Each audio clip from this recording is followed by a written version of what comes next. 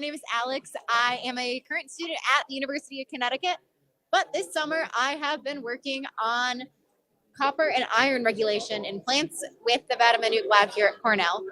So why do we even care? So in any organism, not just plants, copper and iron and other heavy metals are super important. So for example, in humans, like, you know that feeling like when you stand up and feel like you stood up too fast and you feel super woozy? That's because you don't have enough iron. The same thing, well, not the same thing, happens in plants. But basically, plants are very affected by this because this really affects photosynthesis.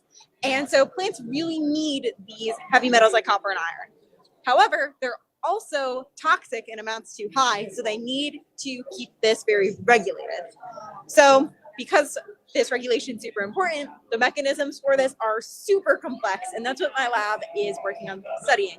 So we're looking specifically at these two, SIFT1, which helps out with copper regulation, and FIT, which helps out with iron regulation. And we're seeing if these two processes are linked. So to do that, we first needed to see if these two transcription factors are related. And we found out, yeah, they are. They form this complex that basically has this function. We don't know the function, so that's the next part. We wanted to see how stable this complex is, and that would give us a hint towards that function. So we noticed that when FIT was alone, it was less stable than when it was together. And we also noticed that when this complex was under copper deficiency, it actually became more stable. So that kind of gives us a hint that this complex is used in iron deficiency, not iron deficiency, copper deficiency. So the last thing we did was we wanted to see how this affected the genes.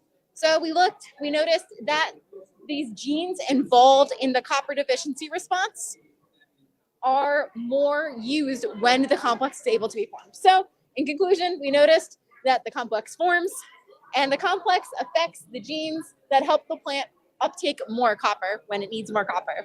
And this is really important because our world is changing a lot right now, especially due to climate change. So we're going to need plants that are more resilient to different areas, and understanding this and understanding how plants respond more to different stresses is really going to help us do that. Thank you very much. And real quick, what was your favorite part or the favorite thing you learned from this project? I think I learned to be more confident in myself.